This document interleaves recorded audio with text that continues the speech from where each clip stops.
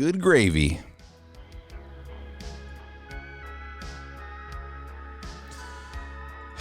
Man. Well.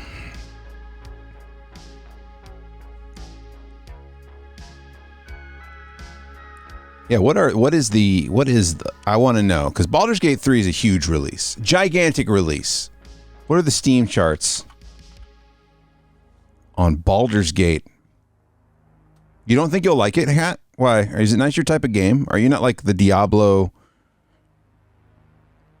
dungeon crawly person? MWFPS. What are you talking about? All right, you guys got any guesses as to how many people are playing Baldur's Gate right now? Come on, get your numbers in. Let's go. How many people are playing right now? You wouldn't if I didn't Google it? A bunch.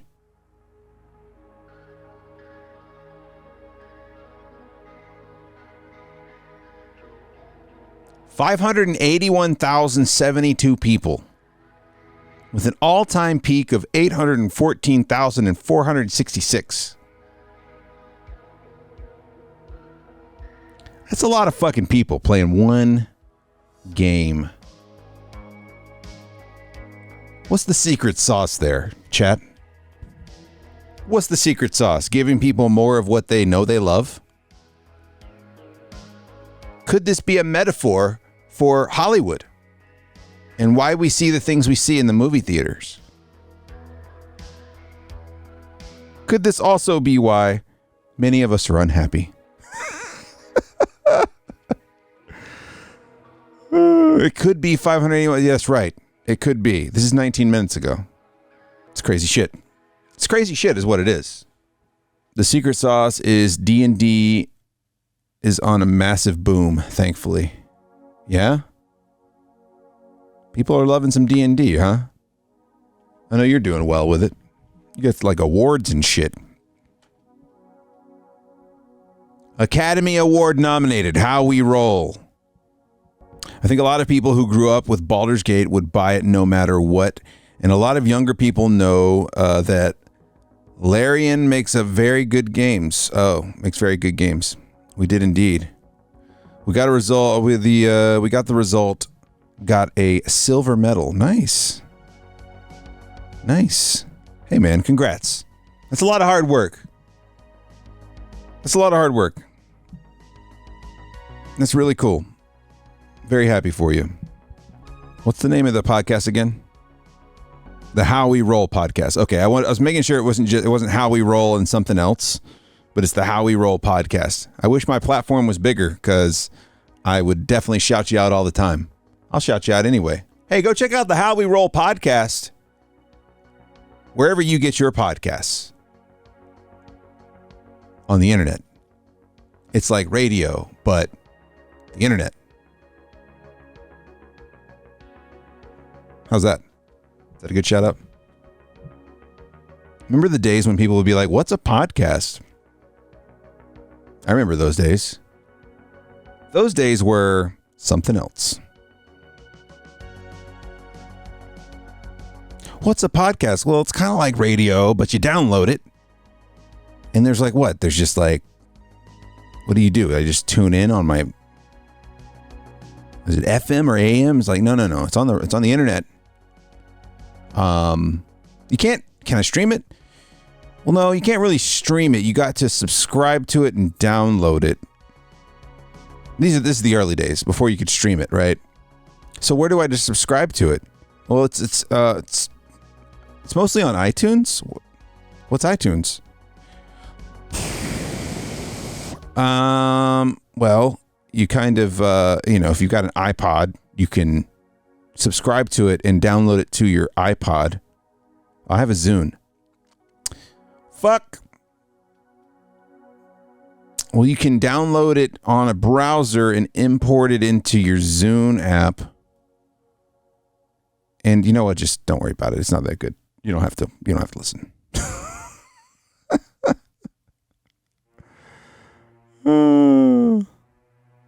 Radio Lopez often gets a shout out. Radio Lopez needs to fucking get off his ass and do something. He needs to get off his ass and do something. I did all this work in this studio, and I haven't used that table one time. Just fucking, I wouldn't worry about it. The amount of times I've been like, it's okay, you don't have to. It's harder for me to explain it to you than it is for you to just not listen to it.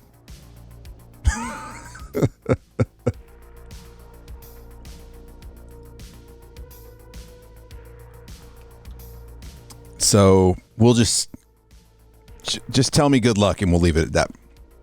Ask me about the weather or some shit. Ask me about the goddamn weather. Now it's like, guys, catch me here. You can watch it on YouTube. You got Spotify? Listen to it on the Spotify. It's still on iTunes. It's not even iTunes anymore. It's like Apple Podcasts. But if you got these weird fucking podcast apps, you can do it there. You ever heard of Slack? Slack's got stuff. You can listen to podcasts there. Or I'm thinking about Slacker, actually. Slack's a completely different thing. It's like a no fun Discord is what Slack is. Slacker is a podcast app. You can do that there. You ever heard of Podbean? I'm not on Podbean, so if you heard of it, it's really useless in this situation. But there are podcasts there. Slack is whack.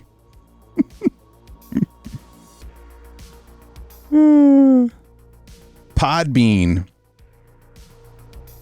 Podbean sounds like a podcast where girls flick it. What's up, Carrion? Were you ever embarrassed that you had a podcast and hoped IRL and fans never crossed it? Yeah, I still am, honestly. I mean, my fucking one of my in-laws figured out how to listen to my podcast. And that really kind of changed things a little bit. Because I am a certain brand of honest when I'm on my podcast that I'm not when I'm around family. I don't, family that I'm not like 100% myself around, That's part of the problem with it being too easy to get to. It's kind of that Facebook effect. Well, now all your weird relatives are there, and now you're kind of like, I don't want to be here anymore.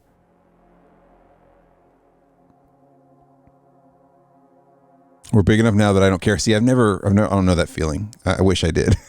I don't know. I don't know how that feels. Gotta love when people figure out technology in a not great way. I once had a person who worked for me find out I was a Stardew streamer. That can undermine some authority. Oh yeah, a little bit. That'll do it. We're not that big. I know, but I'm not getting awards. You're making a little bit of cash.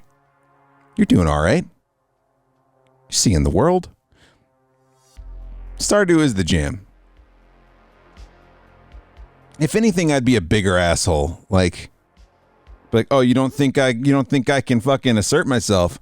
I'll go fucking plant your ass in a field somewhere, Stardew style. Then you'd probably get fired, but still, you could assert your dominance. Stardew can be manly.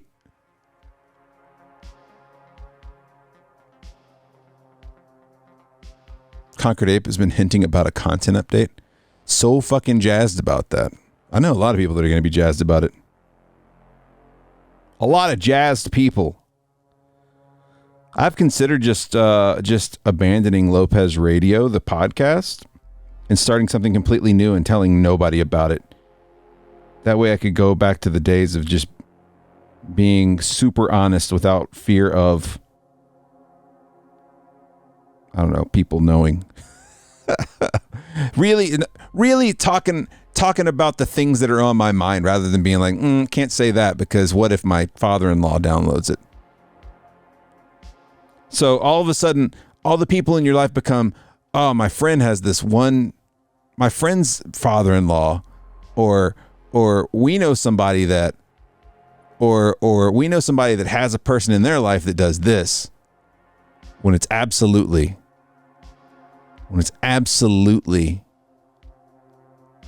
someone in your life. So like how I talk all the time, yeah. LPR. You're listening to Lopez Public Radio. LPR. In the evening.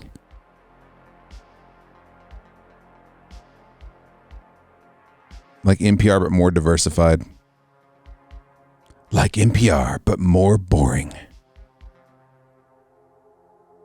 Oh, this guy just sits around and just talks about shit I don't care about.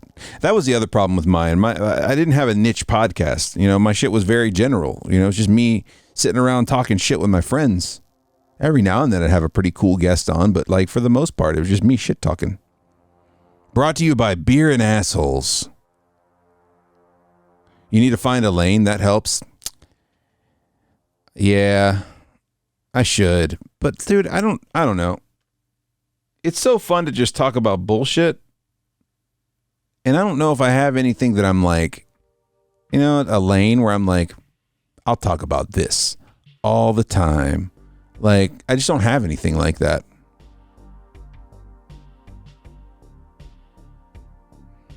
I'm debating starting another one, Rolling With. Dude, that's a cool one. Rolling With. Just for fun. Well, see, then you can cross promote it on the others. See, I'm doing it backwards. I'm doing the one that no one cares about, and then just no one cares about it. It's good. It's good.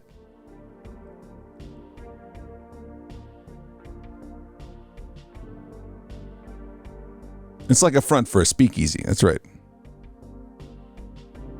There was a segment on our How We Roll thing, but I want to break it out. Oh, it was a segment? I think that, man, you can't go wrong with talking to other creators. I love doing that shit. I love talking to them. See, like, so my YouTube kind of suffers from the same shit where it's like, I got a whole bunch of stuff on there. It's just a catch-all for all the shit I do. My issue is my stream is solo me and too tied to podcast. Wait, oh, your stream is too tied to the How We Roll podcast?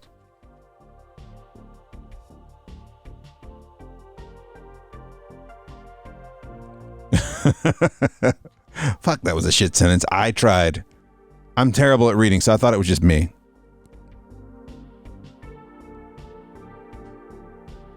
The branding is too tight. Oh, okay. So, see, though, like, having an offshoot's not fucking bad, though. Like, having an offshoot that you promote, and it's just for fun, and giving yourself no expectations, because you have the thing that works, right? But then you have this other thing, and it could grow. Branch off of that, you know what I'm saying?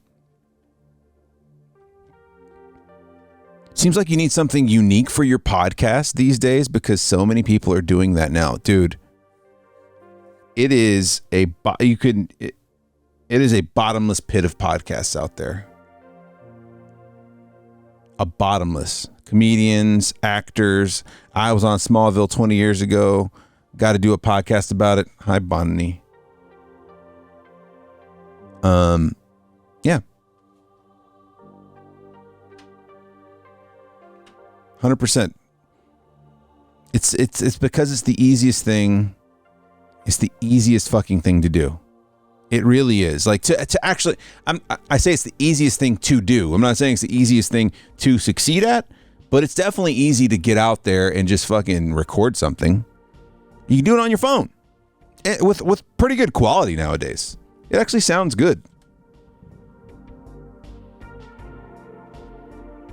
They already kind of have it on. Yeah, I want to see what fucking Turk and JD from Scrubs are up to.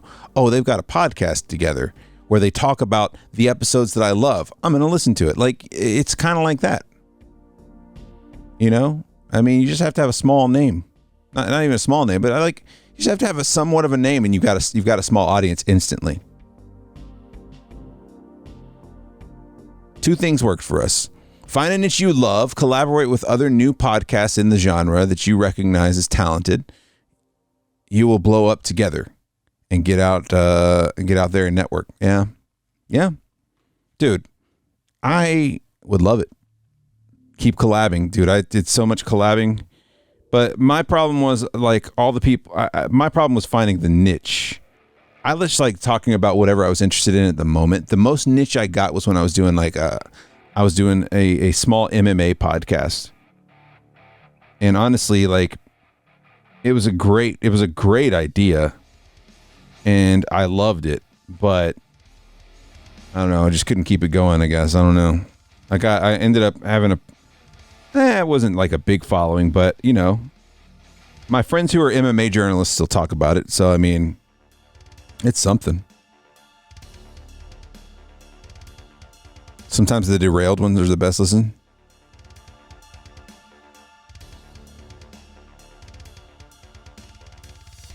You always lose fans and you need new ears in? Oh, absolutely. Yeah, you do. Yeah. I mean,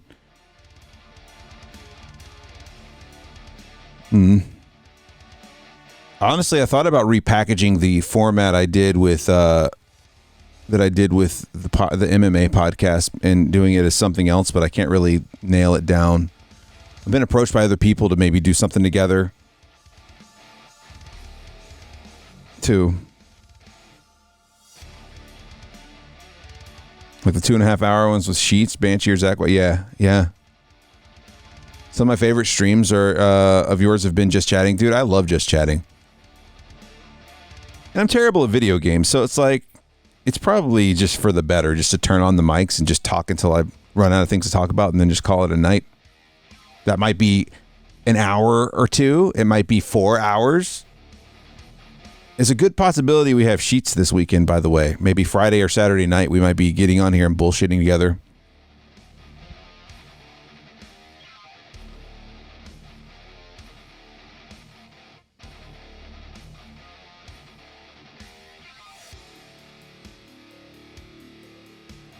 You do better than I do? What do you mean? All this chat, and I don't do this for my stream. What do you mean you don't do this for your stream?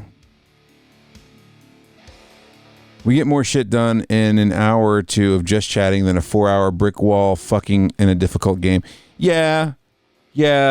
Darkest Dungeon is one of those games. Hunt is kind of one of those games, depending on the crew I've got. Like, thankfully, I've got good people to go into Hunt with, to talk shit with. But even that, like, after a while, people are like, I'm out of here. All the advice I gave for podcasting can basically apply for streaming. Oh, yeah, absolutely. Dude, it's all about finding something that's just a little bit different enough and consistent enough. You know what I'm saying? Like, it's all about finding that thing, man. Like, look at the people who are the big streamers now. Like, that fucking Kai Cenat guy.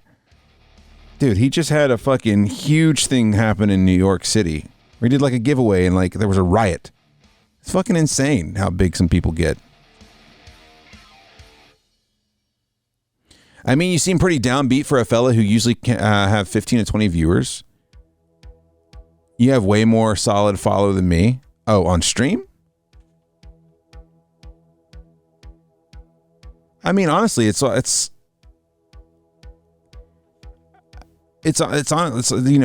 why I like to jump on here, because I mean, the people that stop by are great. Like, and it's just years of building this up. I mean, Ned's been around since DBD days, and that's been years and years ago now. I mean, what? I don't. Fuck that game. My wife just opened the door and said, I miss DBD. I said, I don't. Fuck that.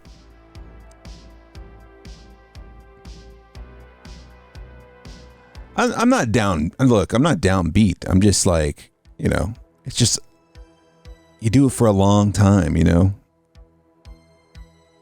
Nobody misses DBD. It's like missing domestic abuse. Goddamn.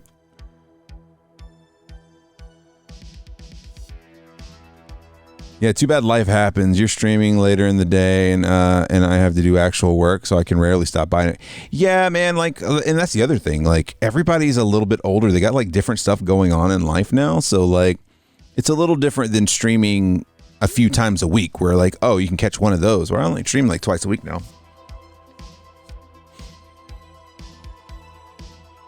I still feel like a newbie here with all the people that have, like, 60 months. Dude.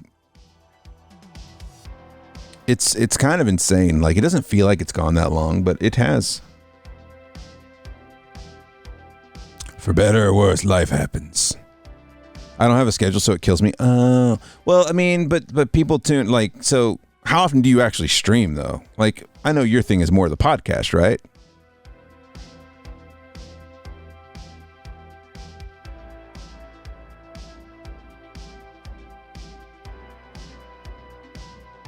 Hell, you could schedule. Not really, to be honest.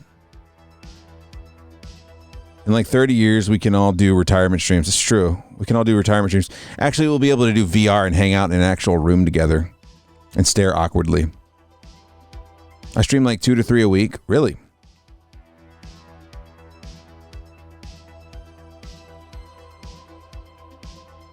What's up, Seidel? Speaking of good streamers, I was watching Seidel play Brotato today.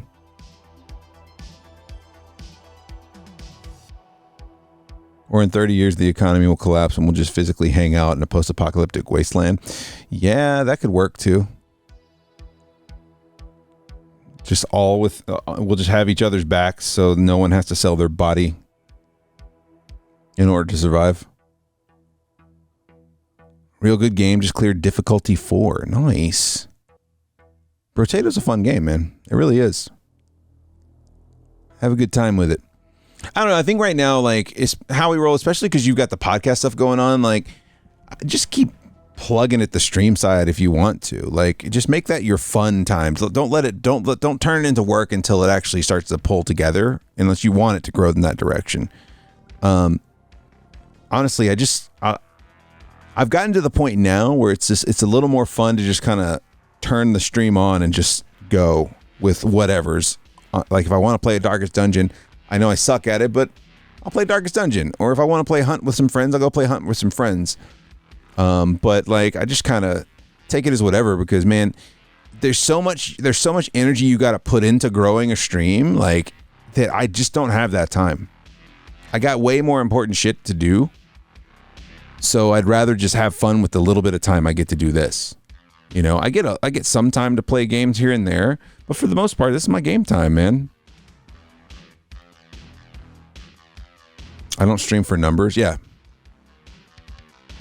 I'm here for the pseudo-social benefits. Yeah, I mean, that's absolutely what it is. I mean, I get to see people that I've been talking to for 60 months sometimes, you know what I'm saying?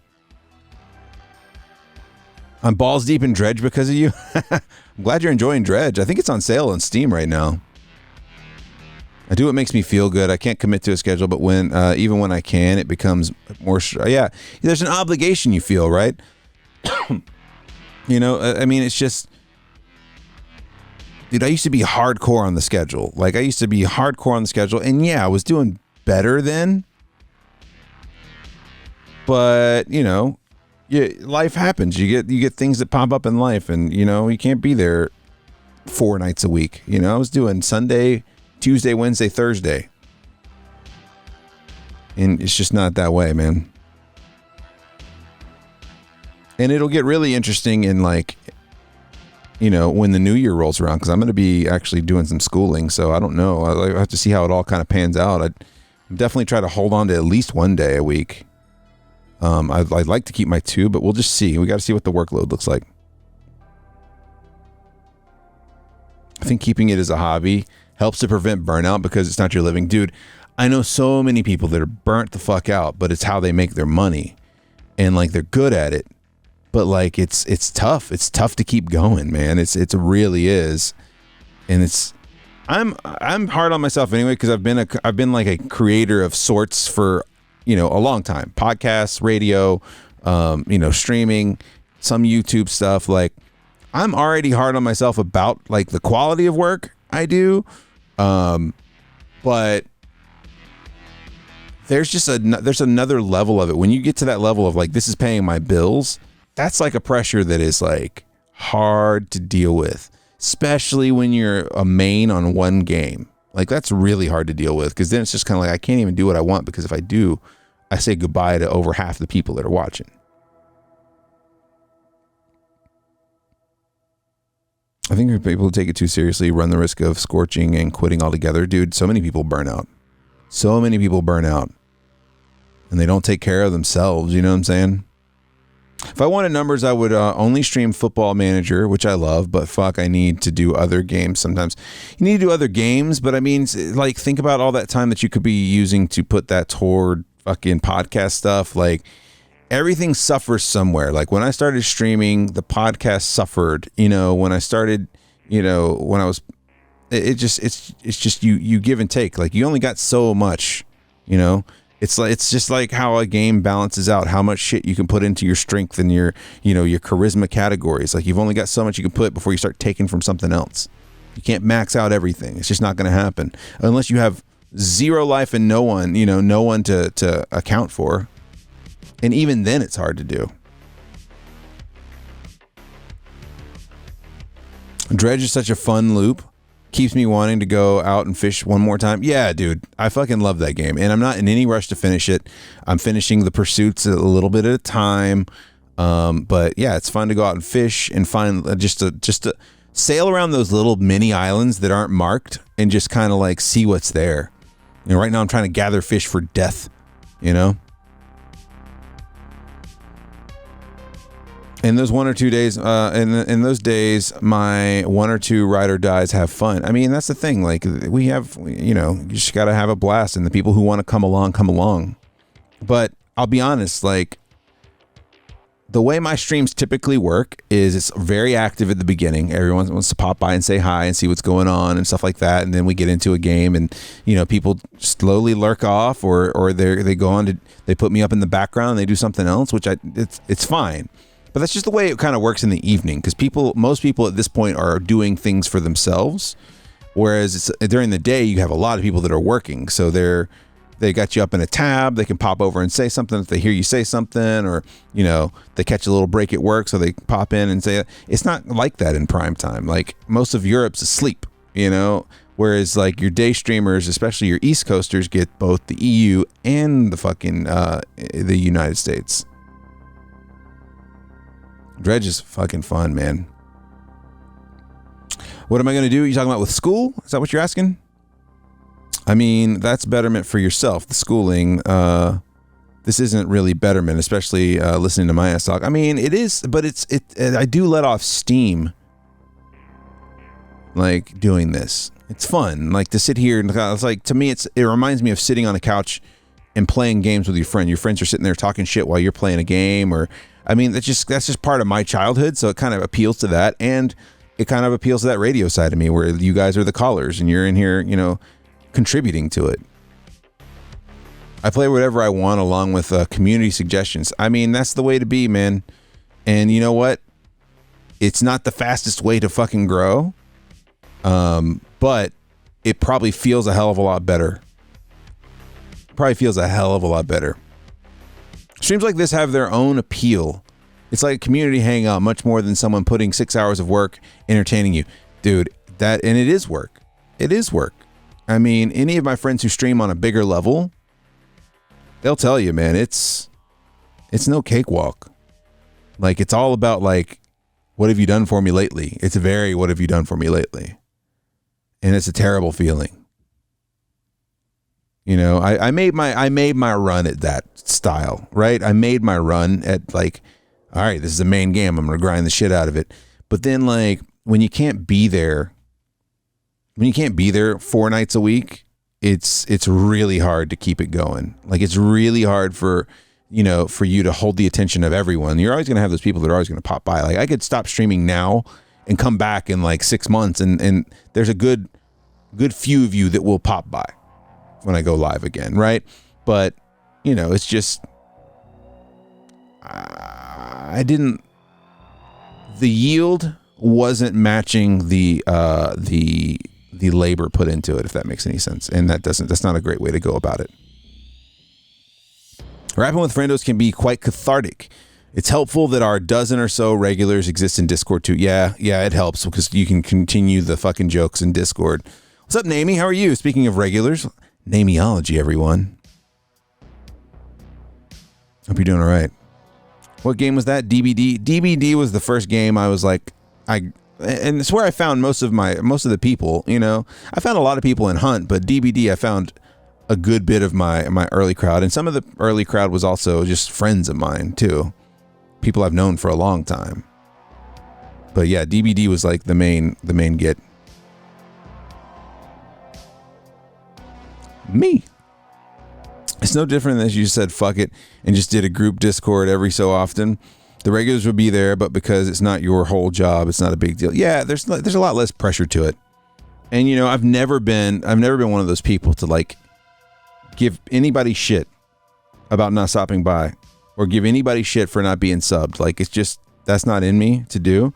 I mean, don't get me wrong. I fucking appreciate it. I really do. But you know, I'm never going to be mad at anyone for not being able to be. Like, there's so many people that I really, truly care about that I don't see anymore. You know what I'm saying? I still check in with them. But, you know, life happens, dude. Life fucking happens. But there are streamers out there that like will legitimately be pissed at people for not showing up after a while. And that's just stupid. So, let's see. Feeling beholden to people feels like it's the biggest culprit of burnout. I think it depends on your size.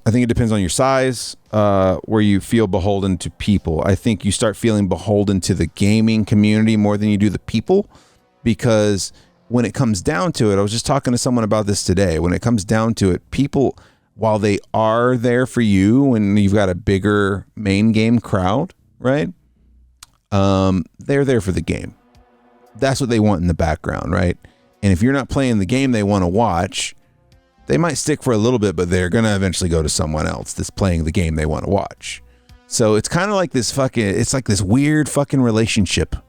It's like a really weird relationship that you're holding with people that are just kind of like, man, you're great as long as you're playing this game. And you're like, fuck me, man. Like, it's, and when you're paying your bills, with that is a terrible feeling, you know? I don't know why I'm still sitting on that screen or that screen. That's a terrible feeling, because then you're just like, well, then what good? You start to question yourself. You're like, well, shit, if I can't play whatever, and then your chat's like, play whatever you want, man. We're gonna be here regardless, and then they're not. That's a mind fuck for people. Like when Regina came along and you went to do your parental thing, no revenue loss there, no ad deals evaporating. No, it would have been very different if I had like significant revenue and ad deals and stuff like that. But that wasn't the case. So that was just easy call. Yeah, they're not your target audience. No, man. You have a few people out there that can do whatever they want and have thousands of viewers at all time. You know, Co-Carnage, people like that. Like there's plenty of, I say plenty, but there's some streamers out there like that. They are very much the exception and not the rule. Usually you get known in one community, and the reason why it's hard to go and exist in other communities is because you're not known there, and your community that you found or that found you where they found you are usually unfamiliar with that community as well. You know, I think Hunt is kind of a weird example, because a lot of people made the transition from Hunt or from DBD to Hunt. So you got a lot of people who kind of dip their toes in both sides at the same time. And so it ended up working out for a good many of them. But you don't really have that same crossover in a lot of games. So when you change direction, it's like, I'm a Baldur's Gate main, like it's completely different. It's a completely different playing experience, viewing experience. You got to completely learn how to commentate and interact with chat around that. It was a tough transition for me to move from DBD to Hunt. I don't know. There are a lot of times when someone I watch is maining a game when I wish they would play something else. Yeah. Well, there's also wanting to know, like, all right, how would this person deal with this game? And the thing about watching people on Twitch is like I say very rarely, but a lot of times you find that one game you guys bond over, and then like there might be a couple other games you guys feel the same about, but like there's the one game that you guys know you feel the same about. You know what I mean? It's wild how even really well-established streamers can have massive drop in numbers when they don't play their main game. Oh yeah, dude. And where do they end up? They're back there. They're back there again. And there's plenty of stream. I was talking to J-Pod today, and we were talking about, I know there's streamer burnout, but there's something about when someone makes a video about being burnt out and how they're going to change their content and how this is a new beginning, and and then a few weeks later they're just back to the same old. Like, honestly, it's just like, I think the problem is it's almost like making a New Year's resolution. It's most likely going to not work out in most cases. And so rather than make this big grandstanding gesture, just fucking make the change and have people deal with it. Rip the Band-Aid off.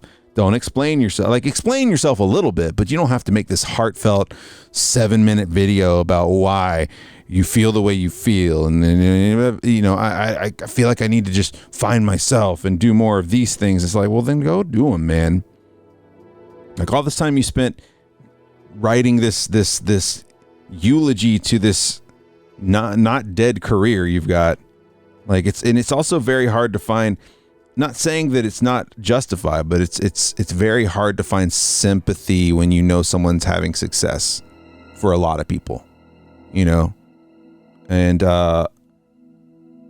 so I feel like just it's all dipping your toe slowly into the hot water, right? I do get kind of sick of watching Hunt, to be honest. Yeah. Dude, I feel you. I get sick of playing it. And I'll be honest too, like, compared to when I first found Twitch, and now, like, I don't watch it like I used to. A lot of people are set in their viewing ways, and they're not really interested in finding new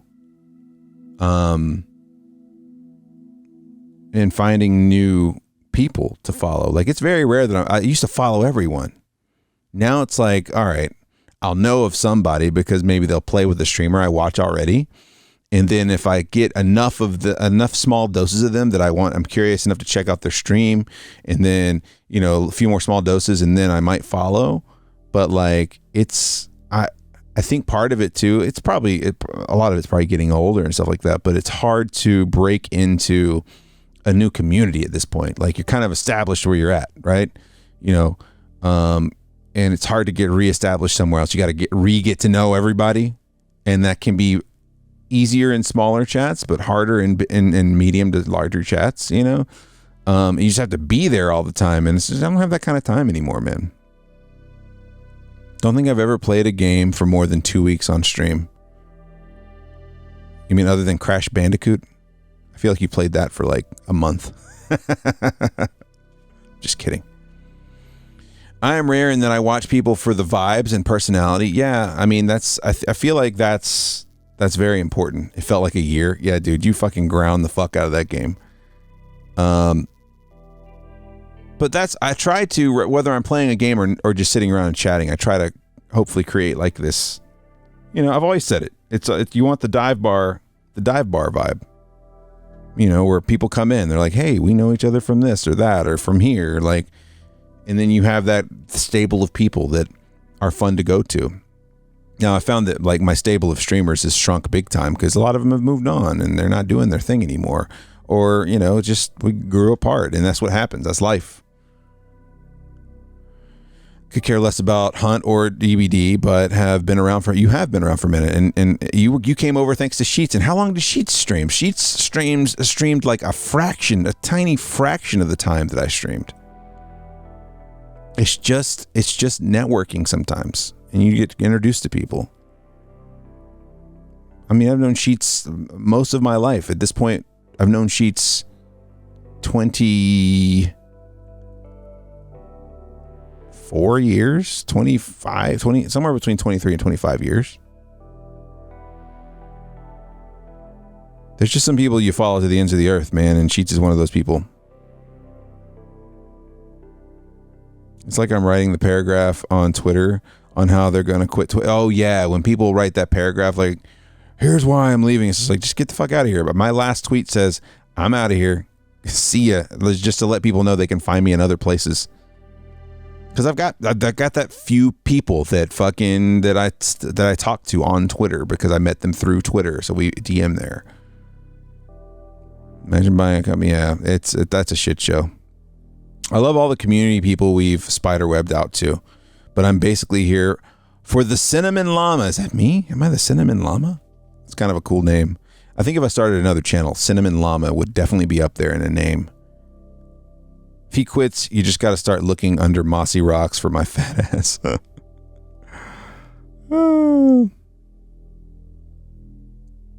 Speaking of a guy tormented by numbers, I love watching Sheesh, but he got so in his head about numbers. I think a lot of people do. It's hard. I turned that shit off early on, and I used to really care. Like, I would go and look afterwards and stuff like that, but at some point you just gotta have to let it fucking roll, man. It is what it is. Just do the thing you want to do. He was very entertaining. He was incredibly entertaining with Football Manager. He really was. But yeah, you get in your head about like no one being active in chat. Like, it's, who cares? Like, he could absolutely turn it around and put some of that shit up on YouTube. You know what I'm saying? He'd make a hell of a mural for like a van or something. Cronenberg, thank you for the 7 months, tier 1. I hope you and Summer are doing awesome. And the children's and the doggies. Thank you for the 7 months, dude. I appreciate it. You spit cinnamon to your enemy's eyes and it burns like hell. If I look at the numbers, I look at it over a year, then the short term. It sucks because it is very disheartening to not have results. It's disheartening to not to look over and see that, you know, maybe there's only like 1 or 2 people there, and sometimes there are no people there. And I consider myself very lucky to have the people I have that pop by here on the regular basis and hang out. I'm very lucky because, let's be honest, even if we're looking at 15 or 20 people, right? That's still way, like, you're still in such a top percentage of streaming. There's so many people that are streaming to 0 people right now that it's ridiculous, right? So you gotta kind of take it for, you know, you gotta take it at the value that it is. Like, you're still there for those people. Even if you're not making a shit ton of money, even if it's not hundreds of people, like, honestly, hundreds of people is a lot to keep up with. It's stressful. And then you got to really rely on people to help you manage that and police that. I'm just playing a game, chat as a bonus. Yeah, man. I think the way you go about it, Seidel, is fucking amazing. And you're really good at explaining what you're doing.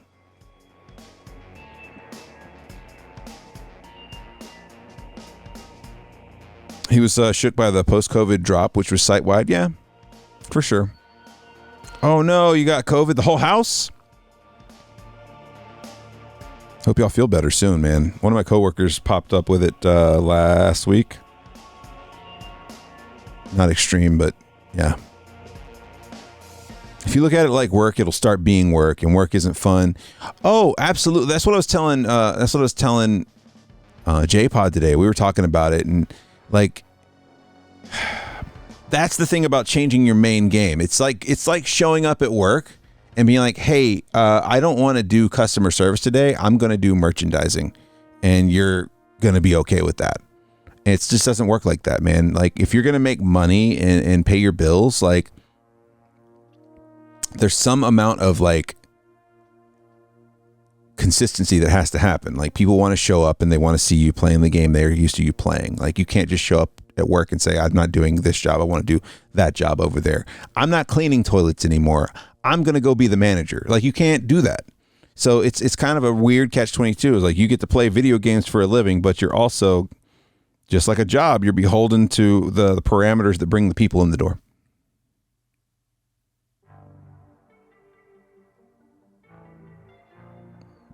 Imagine having an IRL audience of 20 people every time you feel like it. It's kind of fucking nuts, right? To be like, hey guys, I'm opening up the fucking room. And it's just a room with a stage on it, and you're sitting up there and there's 20 people just hanging out.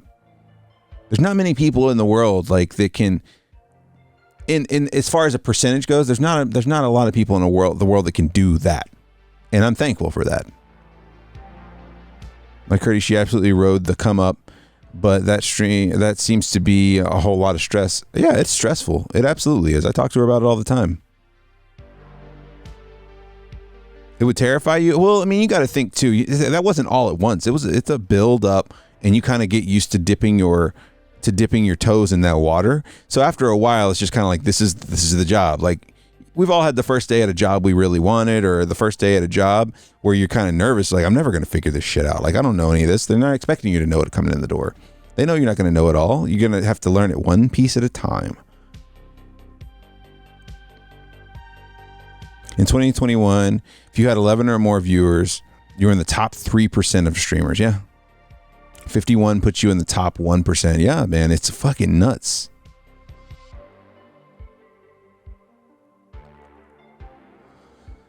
The fur farming, possibility of human transfer.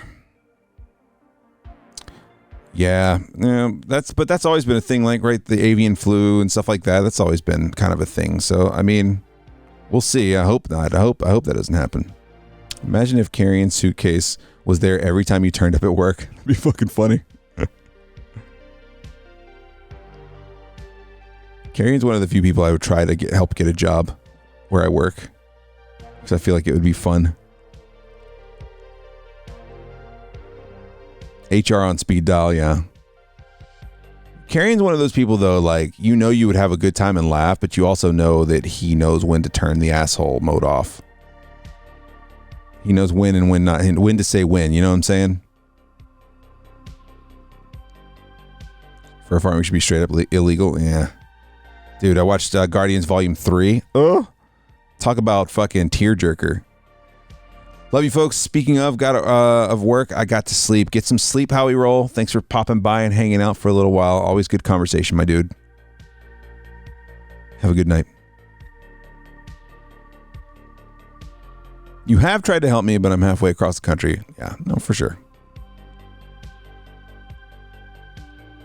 Howie Roll podcast, everyone. If you're into D&D and you're into podcasts, you should look up the Howie Roll podcast. Our buddy Howie Roll there is the host, and just got a silver award, a second place for his podcast. I wish I remembered the is it Gen Con? At Gen Con, right? Gen Con for podcasts. It's pretty cool, man. Guardians 3 had some gut punches. It was good too. Way better than 2. Dude, I really enjoyed it. But it'll put you through the fucking ringer.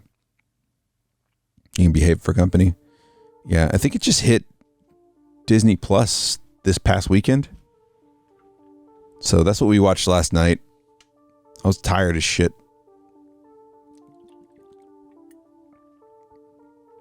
Hell, I'm still tired as shit, but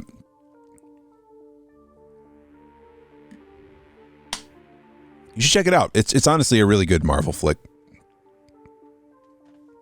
While I enjoyed Quantumania, I found Volume 3 of Guardians of the Galaxy way more digestible and a lot less Star Warsy. Very James Gunny. Quite awesome.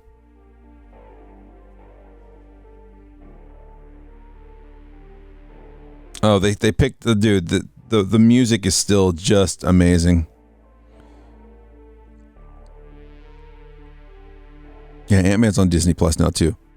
Anyone watching Twisted Metal? I got a couple friends that are watching Twisted Metal and they fucking love it, man. They love it. They said it wasn't nearly as, it didn't come across nearly as douchey as the previews and the trailers made it out to be. Sir, you leave Star Wars out of this. I'm just saying, Ant-Man Quantumania was very Star Wars, and even my wife pointed it out. It felt very Star Wars. I loved it.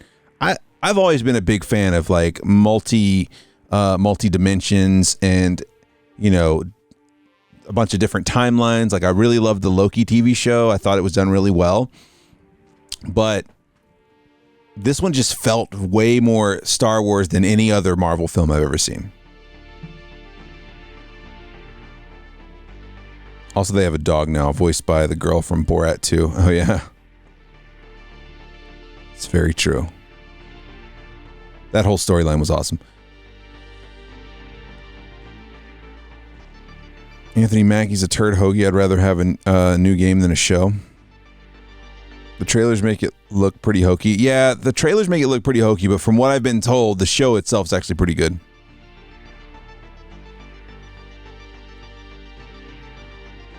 It's our sub anniversary, but I don't want to interrupt chat. Interrupt chat. It's okay. Do it.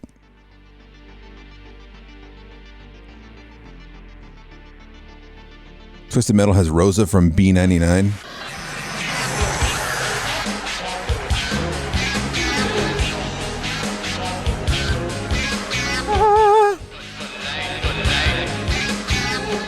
Yo, Living Dead Girl, tier 2, 47 months. Thank you so much. I really appreciate it. I hope you're doing well. I hope things are good. Why do I know that name? Stephanie Beatriz.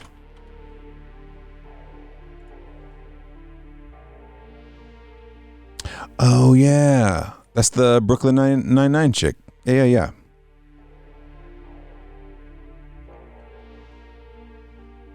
Also an Encanto. Thank you, Living Dead Girl. I really appreciate it. Also in The Heights. Yeah, The Heights. Modern Family for a little while. Or wait, was she just a writer on Modern Family, or was she actually in the cast? I think she was just a writer, wasn't she? Almost 4 years. Yeah, that's nuts, man. Like, it's amazing how time flies. And even though we see every month when everyone renews their sub, it still doesn't make that number any fucking, like, not shocking, right? Because it never decreases, right? So it's just, you're kind of like, holy shit, man. 47 months is fucking crazy. She played Gloria's sister. Oh, okay. Too fast for sure. Yeah, man. I think that's what I've been focusing on lately, is just kind of like staying in the pocket of being present, because I think it's too easy to get busy and let that shit just kind of slip by you. It's too easy to let that shit slip by. Like, you want to like even every time, like, I'm slightly annoyed by something, or, maybe we're having some sort of like developmental leap hurdle with the baby, right? Like, even those times where you're trying to, like, you're both trying to figure it out, like, and you're frustrated because it's not working the right way, or it's taking time to get there. Like, I'm still trying to tell myself, like, all right, you're still here, you're still going to think about these days, and these days are still going to feel awesome, because this little moment in time where you're pissed off, you won't even remember that. Like, you'll remember the good times that surround it. So just fucking stay in the pocket and be like, this is where we are right now. At least I'm here. At least she's at a point in her life where she wants to be around her parents, Not saying that she's going to grow up to hate us. I hope not. But I'm just saying, like, eventually people develop their fucking their personalities, and they want to go off and see the world, and they want to go off and find themselves, and they want to start their own lives and stuff like that. And there's just a time where that all just it flips from being like they're around most of the time to they're not around most of the time. And that's weird, right? I think of every time I think of the most gut-wrenching Adam Sandler movie ever made. Click. Yes. Every time I think of that, I'm just kind of like, oh yeah. If the fucking fast forward button got stuck, I can't think of anything worse. Not just for my kid, but like, my family, my wife, my dogs. Like, you don't want to not be around for that shit. It honestly makes me nervous about school, like about going back and doing some more schooling in the new year. Like, I'm glad it's all online, and I'm glad I can do it at my own pace, but I don't want it to take away from any of that other stuff. I know that it's like there's a give take, right? I don't want it to take away from what I've got going on, but I know that there will be some compromises somewhere. There has to be. There's no way to not. Thought I was talking about Little Nicky. Yeah, man. It was so gut-wrenching that fucking Ozzy Osbourne was his dad. No. Little Nicky was just gut-wrenching in the fact of like how hard it was to tolerate. Time has a funny way of marching on without relent or prejudice. It's why doing that, staying in the pocket strat is so critical. Dude, I just want to stay in the pocket the whole time. That's why I start my streams later. Like I'm there for bedtime routine, reading the stories, doing all that stuff. What kind of schooling are you going to do? So I only have an associate's degree right now in aviation operations. But I found a program that does, and that my work's going to actually pay for. I found a program that is that would upgrade me from an associate degree to a bachelor's degree in IT. And then I would have to pick a area of focus at the end, which would be, I think it's like data science or health informatics or cybersecurity.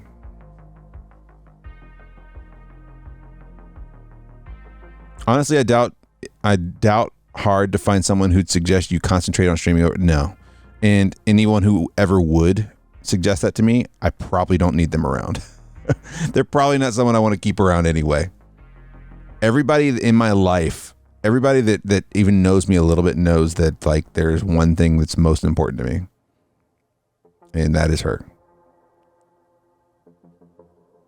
All those are in pretty high demand now. Yeah, they are.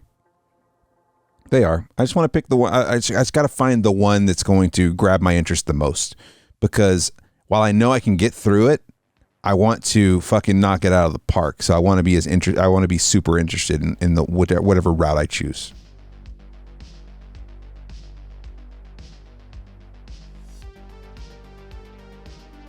Nominee for the Brick to the Face Award. Dude, I haven't had one person that's giving me shit about this, and it's great because I think it kind of shows what kind of community you're willing to cultivate, right? You gotta do that early. You gotta set that precedent early, where you don't put up with shit. Like we were banning people so early on for just doing stupid shit. We had a couple people that slipped through and we were able to convert, like Mod Kerps and stuff like that. But like for the most part, if you were a shitter, you weren't going to be sticking around here. You have to fucking define that early. As a streamer, you have to define that shit super early and, honestly set up a thing where it's like no bullshit, Cardi's done a pretty good job with her channel in that, where there's like just zero bullshit as far as, what the mods will put up with, what she'll put up with. Because it's kind of one of those double-edged swords where if you let that thrive in your chat, then your chat's just kind of like, well, I guess this shit's okay for douchebags to be around, So you just fucking chop it down early. I'm going to do a class in project management soon that work will pay for, and considering doing a second master's degree in public administration. Holy shit. That would be awesome. Yeah, I enjoy project management a lot. Because that's essentially what my job is now on a small scale with the team that I've got. But it's not like a large scale project management. It can lead to that, but I mostly want to get the 4-year, the bachelor under my belt, just to be a little more viable for future job opportunities, because I'm kind of reaching that point at work where I can only go so much further with what I've got. Because when you're talking about steps up, at least where I'm at, and at least in the profession I'm in, what starts to separate people, regardless of how good they kind of are, person to person, is unfortunately what education they finished. I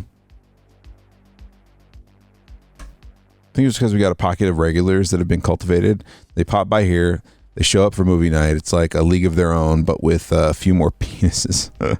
My brother is in cybersecurity, and it's very lucrative, but also very stressful. Yeah, so I'm going to try to be smart about it. I would like to be more viable in the job market, but I'm also not.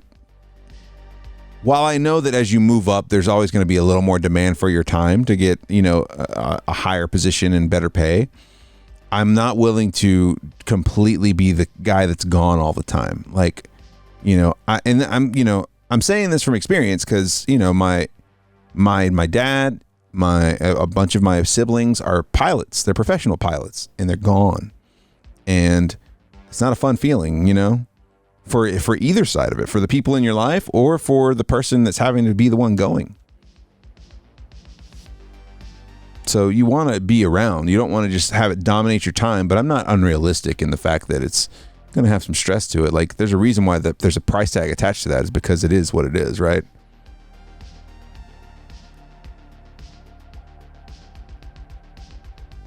The second part of that is why I feel I need to avoid it, but I like the first part. Well, cybersecurity is also very different. I mean, there's so many different sectors of IT, right? Like, I do I do mostly, client-facing type stuff, where I'm going and fixing people's problems in their rooms, in their offices, in the classrooms and stuff like that. Like, I'm going and fixing that stuff. So that's a little different than being like a cybersecurity analyst and stuff like that. So, but to have the know-how helps you kind of move up into those other levels. I don't think that the client side, especially depending on where you're at, the client side in a well-run organization is not as stressful as the worst days. The worst days in a well-run organization are nowhere near what the bad days in retail are. Because you're dealing with people that have to see you over and over again. You're not dealing with like the general public where you're going to deal with them once. They're going to be really shitty to you and you're never going to see them again. A lot of people kind of keep themselves in check in an IT environment because they have to deal with you over and over again. And you're the person that helps them. So if they're really shitty to you, guess what? You're going to be less likely to fucking help them in a timely fashion.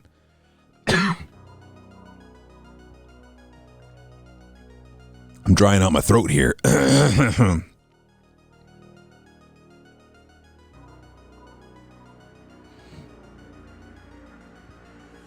Yeah, you're not necessarily going to build rapport unless you're like in sales and you have people that come back to you on a regular basis. You're going to build that rapport with people who you have to see all the time.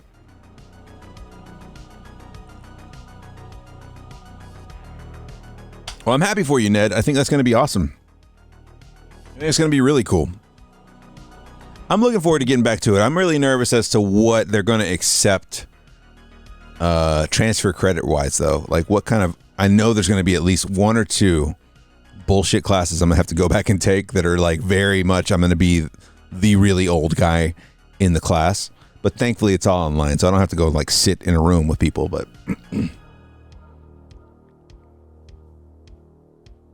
Introduction to Windows 7. Oh yeah, rip PeeWee Herman, by the way. Holy shit. That's happened since the last time we streamed. It's kind of a bummer. It's kind of a bummer, man. I got a lot of PeeWee Herman memories, dude. Pee-wee's Playhouse when I was a kid.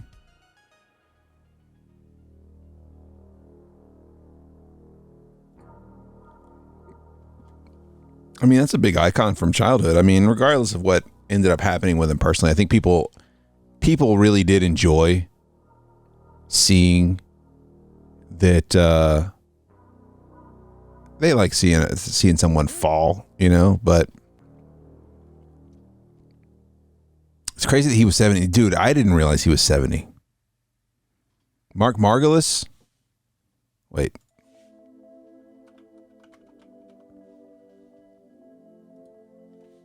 Oh, yeah. Wasn't he was the landlord in Ace Ventura, right? Ventura.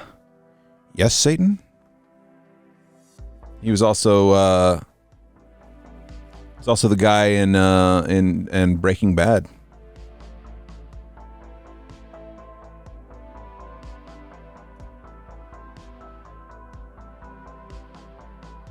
Fucking crazy.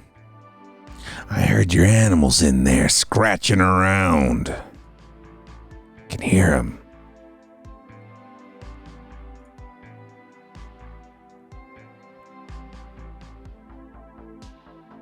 So good. Yeah, there it is. 1994, Ace Ventura, Pet Detective.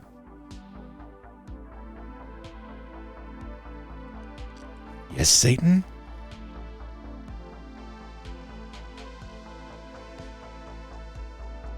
Conan O'Brien talked about it on his podcast. Apparently, he was just the nicest guy. I'd never heard anything bad about him, man. Other than, he got caught doing some shit in a movie theater. But I mean, like, dude, that guy was on like the level of Jim Varney. You know what I'm saying? Like, he was on that. He was, I mean, obviously a little bit bigger, but like in my life, PeeWee and Ernest, fucking huge.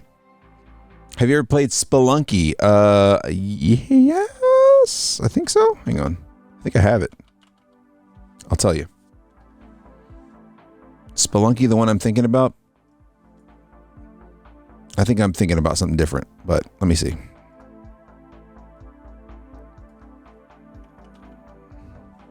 I have Spelunky, and I have 0 hours in it.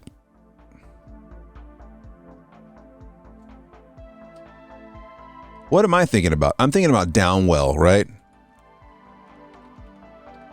Let me learn how to type. Downwell. That's what I was thinking about. I only got 3 hours in that. Downwell's fucking crazy. You're just dodging shit on the way down the big well.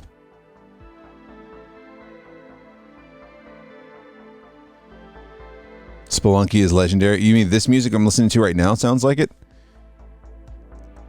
Dude, I'm telling you, if you guys haven't listened to Carl Casey, he's got a shit ton of stuff on Spotify. I think he's got a shit ton of stuff on Bandcamp and on YouTube.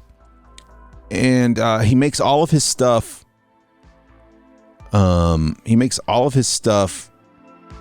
Royalty free. So you're never gonna get dinged for it. That's why I'm always playing it, because it's not going to get my VOD muted.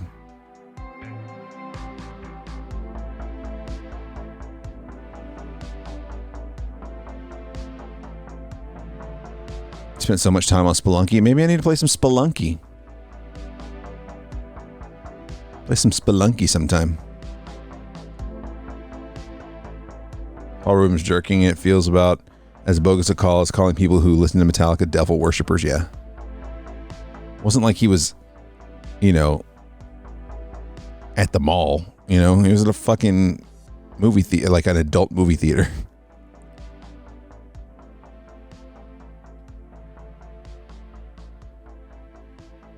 It was off stream at some point.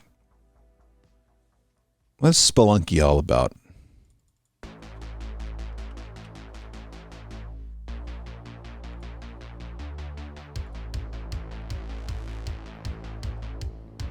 Wow, $14.99, and it's been out since 2013. 10 years. That's some Nintendo shit right there. Spelunky is a unique platformer with randomized levels that offer a challenging new experience with each time you play. Journey deep underground and explore fantastic places filled with all manner of monsters, traps, and treasure. Very positive reviews, 13,623.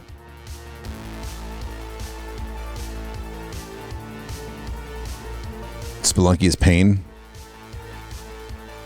Spelunky is pain.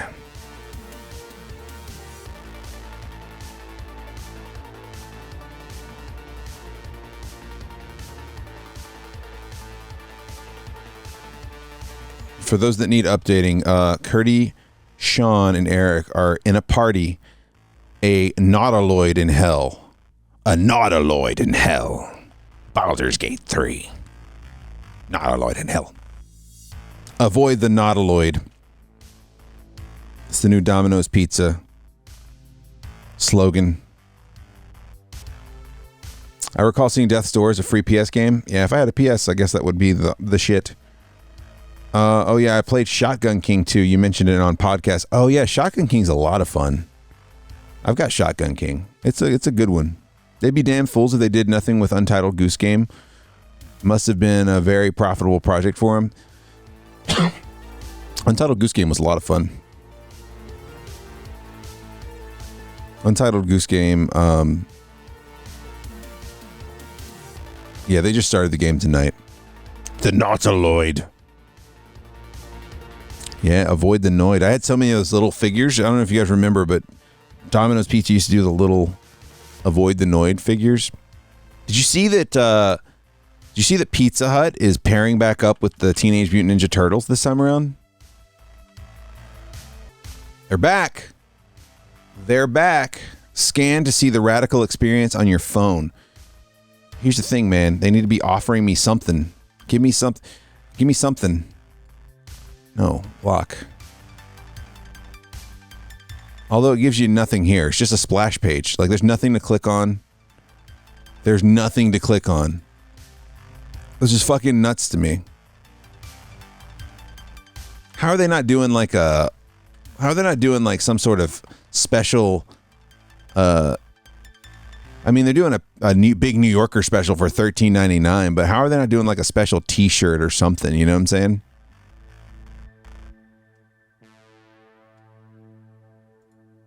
That's it. That's all they're doing. I swear, it's the amount of lazy marketing that goes into shit that was awesome when we were kids. The amount of lazy fucking marketing. I ordered a Turtles Big New Yorker and all I got was this lousy shirt and a fucking trip to the bathroom. Are you going to be a Baldur's Gate 3 player, or are we just shit-talking it? Oh, no, I'm not going to play that game. I'm just shit-talking it because I know my friends are playing. I know my friends are playing. Disco Elysium and Chivalry 2 are on this month's Humble Choice. I've got Disco Elysium. I started it. I need to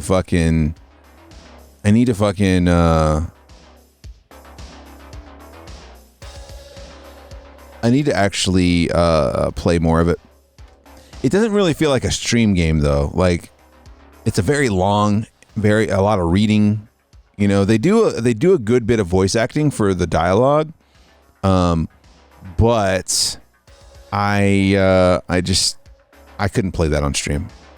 I feel like that would be a tough sell on stream. You know. Chivalry 2 though, that's a fucking hell of a game. Mordau was the last style of that game I played, though.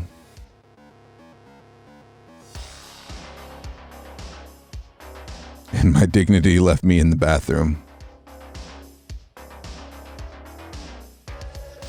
The animation style for the new Turtles movie looks like shit. I mean, they're basically just doing what Into the Spider-Verse did and what that latest Puss in Boots movie did. I'm hoping it's not like jittery like that the whole time, but I guess we'll see.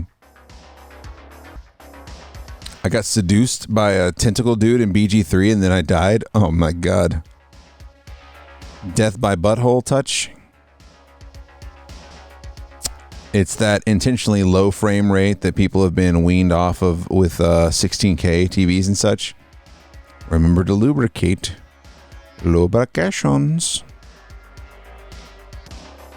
And back to school. Back to school.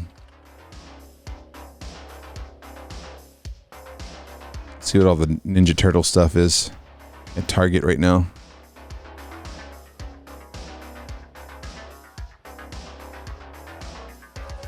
Look at this. Look at this stuff. Otherwise it feels like you're sitting on sandpaper. Dude, I had this toy when I was a kid. Not the 7-inch version of it, but I had the smaller action figure of it. The original action figure that was all shiny. Mecha Turtle. Mecha Turtle. I do like these. So when they make the foot soldiers look all pixelated. Last time I was at Target, they had like a big box set that had a bunch of different foot soldiers in it, and they were all pixelated like this, different colors with their, different weapons and shit they had. Dude, let me tell you something about Bluey. Bluey, I get the hype on Bluey. I fucking get the hype on Bluey. We watch Bluey. It's low-key good watch. Dude, it is very, very smart. Very, very smart. There's a lot of subtle nods for fucking parents there that I enjoy. I enjoy a lot. I mean, it's on D+, so I mean, you can watch it there. Bluey's so good, dude. I know, it's fucking crazy how good Bluey is.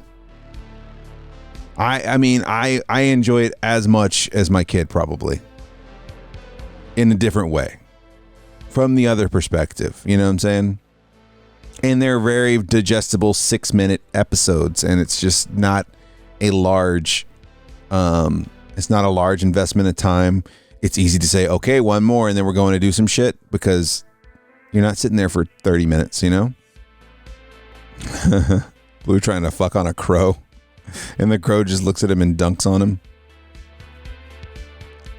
Dude, it's really good. It's really good, man. It's really well done.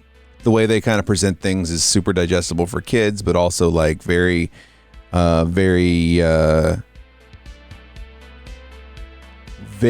appropriate for adults too. The grannies are so funny. I don't even think I've gotten to the point of the grannies yet. We literally just started watching Bluey while we were on vacation a few weeks ago. And it's just kind of one of those things that fills gaps, which it's perfect for. We don't sit there. We don't ever watch any more than like 2 or maybe 3 on a sitting, but we just use it to fill gaps. Like, hey, watch an episode of Bluey while we get ready, or, you know, something like that. Like, we'll just do that. And it's not this like, the worst is like starting a full length movie with my kid right now, and then having something else to do before that movie ends is like, it's like penalty upon death, or death. Wait, I don't even know what I'm trying to say. But it's definitely like not a good thing when you got to stop something in the middle of it.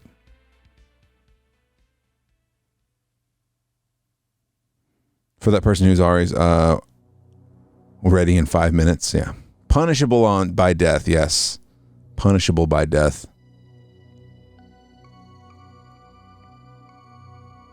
Your kids are the same way, dude. Absolutely. And we're at that stage right now where it's like saying no it's like Darkest Dungeon, right? 20% of the time it'll go over fine. 80% of the time it results in fake crying and a little bit of fucking tantrum. You know what I'm saying? No has a hit percentage now. Yeah, dude, I'm like that video we watched earlier. I'm rolling 1 on all those dice rolls. Regina's resolve gets tested. Meltdown. 1000%. Absolutely, that's what it is. Nothing has been more true in a long time. In a long fucking time. Got to roll at least a 16 to avoid it, dude. You've got to. You've got to. The RNG is not in your favor. RNGesus is not looking out for you there. Not one bit. Imagine parenting a temper tantrum. I imagine parenting a temper tantrum is needing to roll a 16, but you're only holding a D12. It feels like that. Sometimes. You deal with it the way you can. You do what you can. Honestly, the best thing you can do at this point is to realize that there's just going to be those days. There's just going to be a lot of those situations, because they are processing what it means to not get what they want. And so that's how we're kind of taking it. It's like, all right, look, I'll let you have your time to do your thing. But the answer is still no. You just have to stick to your guns. The empty threats is where it gets like really weird. You just have to stick with it. You just have to fucking stick.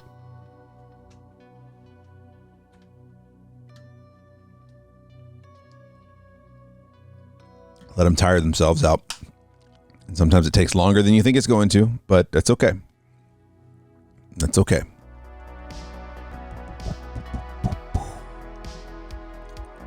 God, my fucking YouTube algorithm is so fucked. I look up so much weird shit. My YouTube algorithm is just fucked. It's like it almost, you know, the YouTube algorithm almost forces you to click to click, like to really pick your clicks. You know what I'm saying? Like, because I know if I click this one thing that I just kind of want to know about, it's all that's going to show up in my fucking feed. And I can't stand that. Same reason why it's also hard to like search for things, because it's just going to pop up on all your social media and all your other shit. Like it's also interwoven and fucking, they're all the apps are spying on each other, that you just can't fucking enjoy it at all. It's like not even worth looking. Like half the time I just spend time looking at my suggested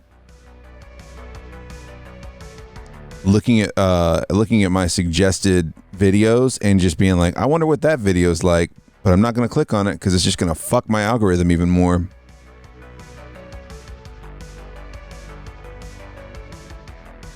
That's why you need a wire toy. I don't know if they work on humans, but cats can't say no.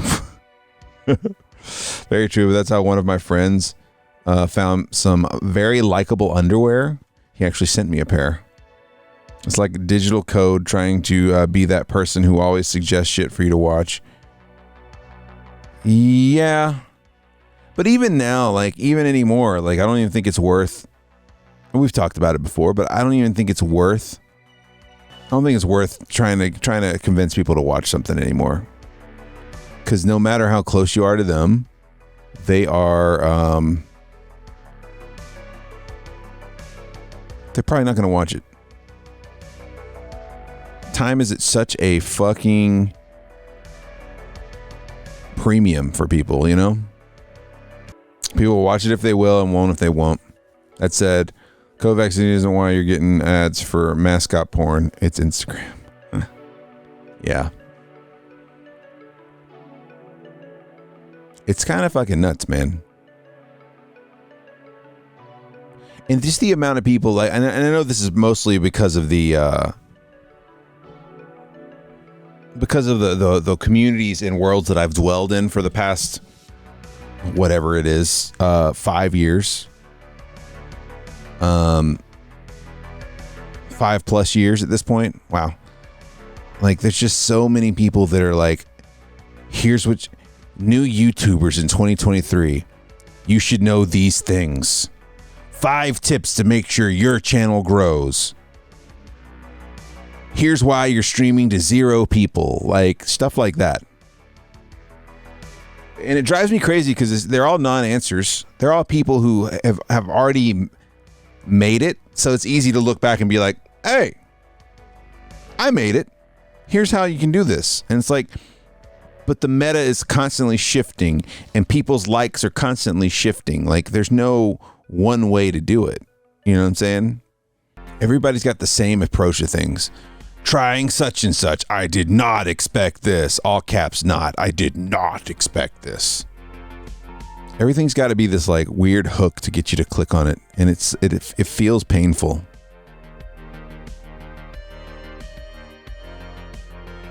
It feels painful. I mean, that's all ShamWow shit peddled to kids who want to make a living being influenced. Yeah, absolutely. It is. It is absolutely that. But man, it's just kind of like, you want to be like, at some point, people are going to see the bullshit and they just don't. No, it just becomes so obvious after a while of staring at this, especially when you've actually tried. And you're just kind of like, wow, I just can't see how this person's getting those clicks, but it's all just triggering the right impulses in people's brains. It harkens to parents who just stick a device in front of their kids rather than being parents. But that's a soapbox meant for someone, not me, to stand on. Oh yeah, we were just talking about today, like the amount of trouble that we get whenever a movie is on. And we have to stop the movie, like we were just talking about, is honestly the reason why I will try my hardest to just not give my kid a device for as long as I can. We've got a old iPad for one reason, and that is streaming YouTube when we're on a long car ride. Otherwise, it doesn't come out. But it's going to take a lot for me to just hand my kid a device while they're hanging out at the house. Like, I feel like, and I'm not. Look, I've got friends that have that situation, but their kids, that's. You do it the way you want to do it. I just don't want. I want her to use her brain for a little longer. I mean, it's inevitable. At some point, it's going to be a thing. She's going to want to watch more shit and stuff like that. But I just got to do my best to stave that off for just a little while. It feels like that kind of digital hands-off parenting isn't a guaranteed fail, but you're rolling on an extra set of dice. Well, you're also opening up your kid to influence without oversight, right? Like, you're opening up your kid to influence without oversight. So you never know, because you can't 100%, especially if you just let them walk off with the tablet. You don't know what they're watching the whole time, right? You can put limitations on shit, but raised on Nintendo, Nickelodeons ourselves, but it turned out fine. But nothing ever stays simple. And and that's the other thing. Like I was talking to J-Pod about earlier today, was I don't know. I guess I know it's inevitable that my kid's gonna know what social media is, and my kid's gonna know what TikTok is. My kid's gonna know, like, she already watches some children's YouTube channels, but that's all inevitable. But like, I want to try to, before it gets its tendrils like deep into the psyche of my child, I would like for them to have a perspective on it. Be like, hey, look, this is something that you have to take at face value, because there's so many people who aren't successful at content creation that really let it affect them when they're not at the level where it should be affecting them. You know what I'm saying? Like, they let it completely destroy their drive, their ambition, their feelings about everything around them, to where it can affect like their relationships with people that they have in real life. You know what I'm saying? And for what? Like, what are you blowing all this other shit up for some, like, there's just the fact that like many people do not make it. As much shit as you see and that goes viral and that that you know of, that are household names for you, there's an infinite amount almost of people that don't make it, that are never going to get seen. You're never going to know about them. Even successful people that you're never going to know about. Every parent's eventually asked what a boner is. Yeah, the cockroach you see is only a small fraction of the number that are actually in the house. Yeah, man. It's kind of fucking crazy. I don't know. I want... That's one for the calendar. I just want to make sure I kind of... And I want to lay it out in a way that doesn't make it like, I don't want you to do this. Like, I want my kid to grow up and do the things that she wants to do, but I want it to be at least approached with some sort of like, you need some bearing. You know what I'm saying? We'll see. Well, listen, guys, thanks for hanging out tonight. I really appreciate it. I'm going to call it there. A couple hours is good.